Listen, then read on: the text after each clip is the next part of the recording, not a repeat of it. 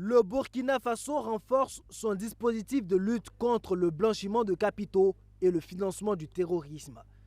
Les députés viennent de valider le projet de loi y relatif. C'était une nécessité pour le pays qui veut redorer son blason auprès des investisseurs étrangers et des institutions financières internationales.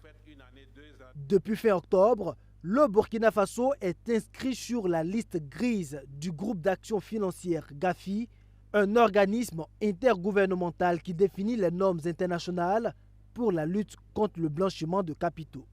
Aujourd'hui, cette action qui est l'adoption de ces textes va nous aider à améliorer le dispositif qui a été mis en place pour lutter contre le blanchiment des capitaux.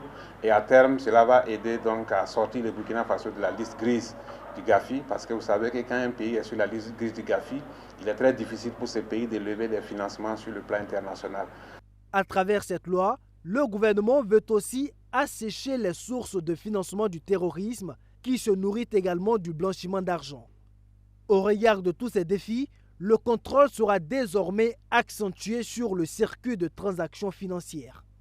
Oui, sur le terrain, il faut s'attendre bien sûr à un contrôle beaucoup plus renforcé sur les opérations bancaires, sur les opérations d'échange, sur les opérations de contrôle au niveau des aéroports, parce qu'il y a un certain nombre d'actions sur lesquelles le dispositif ne permettait pas un contrôle efficace.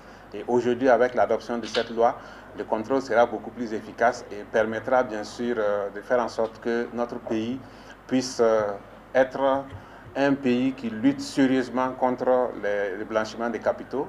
Le contrôle devrait se renforcer également pour les personnes politiquement exposées, comme les ministres, députés ou encore présidents d'institutions.